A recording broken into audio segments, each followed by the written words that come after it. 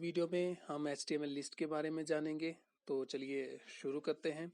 HTML में list का उपयोग हम बेसिकली अपने डाटा को सीक्वेंस में रिप्रेजेंट करने के लिए करते हैं। लिस्ट का उपयोग करके हम किसी भी तरह की इंफॉर्मेशन को रिप्रेजेंट कर सकते हैं और लिस्ट के यूज से हम अपने वेब पेज को वेल ऑर्डर्ड बना सकते हैं। तो HTML में लिस्ट 3 प्रकार की होती है: ऑर्डर लिस्ट, अनऑर्डर लिस्ट और डेफिनेशन लिस्ट। तो सबसे पहले बात करेंगे ऑर्डर लिस्ट की।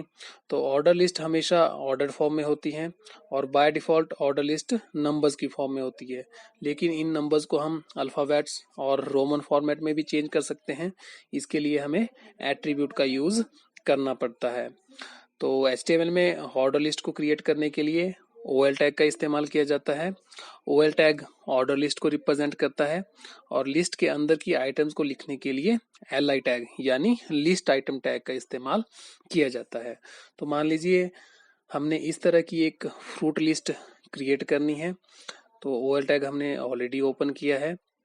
इसमें अब हर एक लिस्ट आइटम के लिए LI टैग का यूज करेंगे। तो फर्स्ट आइटम है एप्पल, तो LI टैग के अंदर लिखेंगे एप्पल और LI टैग को क्लोज कर देंगे। तो सेकंड आइटम को लिखने के लिए फिर से LI टैग ओपन करेंगे, मैंगो, और LI टैग को क्लोज कर देंगे। तो इसी तरह से नेक्स्ट आइटम के लिए LI टैग बनाना, नेक्स्ट आइटम ऑरेंज, पपाया, इस तरह से। अब अगर आपकी लिस्ट कंप्लीट हो गई है तो OL टैग को यहीं पर ही क्लोज कर देंगे, नहीं तो LI टैग की हेल्प से आप और भी आइटम्स ऐड कर सकते हैं। क्लोज। फाइल को सेव कर देते हैं, कोई भी नाम दे दीजिए, लिस्ट डॉट HTML एक्सटेंशन जरूर यूज करनी है। तो फाइल को रन कर देते हैं। ये देखिए ऑर्डर लिस्ट क्रिएट हो गई है, 1 2 3 4 5। तो by default order list number की फॉर्म में होती है। अगर आपने इसको अल्फाबेट्स और रोमन फॉर्मेट में चेंज करना है तो इसके लिए टाइप एट्रीब्यूट का यूज किया जाता है। तो OL टैग के अंदर लिखेंगे टाइप इक्वल टू, अगर लिस्ट आपको कैपिटल लेटर्स में लेनी है तो इसके लिए वैल्यू लेंगे कैपिटल A।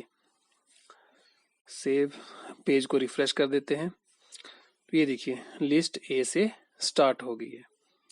अगर स्मॉल a से स्टार्ट करनी है तो टाइप के अंदर लिखेंगे स्मॉल a। ये देखिए इस तरह से। अब अगर आपने लिस्ट को रोमन फॉर्मेट में लेना है तो टाइप में वैल्यू देंगे I। ये देखिए लिस्ट रोमन नंबर से स्टार्ट हो गई है। कैपिटल I से लिस्ट रोमन अपर केस में शुरू हो जाएगी। ये देखिए इस तरह से। अब अगर मान लीजिए आपने लिस्ट को किसी बीच के नंबर से स्टार्ट करना है तो उसके लिए स्टार्ट एट्रीब्यूट का यूज किया जाता है। जैसे मान लीजिए आपने इस नंबर लिस्ट को 1 से ना शुरू कर 5 से स्टार्ट करना है तो स्टार्ट एट्रीब्यूट के अंदर हम वैल्यू लिखेंगे 5। सेव कर देते हैं। तो ये देखिए आपकी लिस्ट 5 से स्टार्ट होगी। इसी तरह से आप इस लिस्ट को किसी बीच के अल्फाबेट या किसी बीच के रोमन नंबर से भी स्टार्ट कर सकते हैं। तो दोस्तों ये तो हुई बात ऑर्डर लिस्ट की। अब बात करते हैं अनऑर्डर लिस्ट की। अनऑर्डर लिस्ट को बुलेट लिस्ट से भी जाना जाता है क्योंकि अनऑर्डर लिस्ट में सभी लिस्ट आइटम्स बुलेट से मार्क्ड होती है। हालांकि इन बुलेट्स को एट्रीब्यूट की हेल्प से हम सर्कल और स्क्वायर में भी चेंज कर सकते हैं। तो अनऑर्डर लिस्ट UL टैग से शुरू होती है और लिस्ट आइटम के लिए इसमें भी LI टैग का ही इस्तेमाल किया जाता है। तो वेजिटेबल पर एक अनऑर्डर लिस्ट क्रिएट करते हैं। तो फर्स्ट लिस्ट आइटम में potato, LI close. Second list item के लिए LI cabbage, LI close. Next onion, LI close. Next के लिए LI कैप्सिकम और LI क्लोज, और लास्ट में टोमेटो LI क्लोज, और अब UL को भी क्लोज कर देंगे। फाइल को सेव कर देते हैं, पेज को रिफ्रेश कर देते हैं। तो ये देखिए अनऑर्डर्ड लिस्ट क्रिएट हो गई है। तो by default list items bullet से मार्क होती है। तो टाइप एट्रीब्यूट की हेल्प से हम इन्हें सर्कल और स्क्वायर में भी चेंज कर सकते हैं। टाइप, और इसकी वैल्यू दे देंगे सर्कल। तो ये देखिए लिस्ट आइटम सर्कल से मार्क्ड हो गई। तो इसी तरह से स्क्वायर, ये देखिए लिस्ट आइटम स्क्वायर से मार्क्ड हो गई।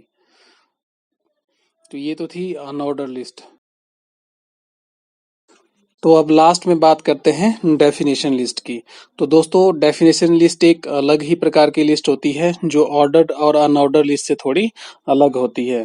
तो किसी विशेष टर्म और उसकी डिस्क्रिप्शन को डिफाइन करने के लिए डेफिनेशन लिस्ट का उपयोग किया जाता है। तो इस लिस्ट की बनावट एक डिक्शनरी की तरह होती है और इसमें हम 3 प्रकार के टैग का यूज करते हैं। तो डेफिनेशन लिस्ट को DL टैग से, डेफिनेशन टर्म को DT टैग और डेफिनेशन डिस्क्रिप्शन को DD एलिमेंट से डिफाइन किया जाता है।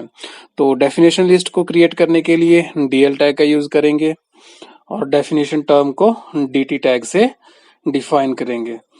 तो DT टैग के अंदर हम इसकी जो मेन टर्म है उसको लिखेंगे, जैसे रोहित शर्मा, और इसकी डिस्क्रिप्शन को DD टैग में लिखेंगे, Rohit is a good cricketer. DD close कर देंगे और DL को भी क्लोज कर देंगे। तो ये देखिए डेफिनेशन लिस्ट क्रिएट हो गई है। ये है डेफिनेशन टर्म और ये है इसकी डिस्क्रिप्शन। तो दोस्तों आज की वीडियो में बस इतना ही। अगर आपको ये पसंद आया तो इसे लाइक ज़रूर कीजिएगा और चैनल को सब्सक्राइब करना ना भूलें।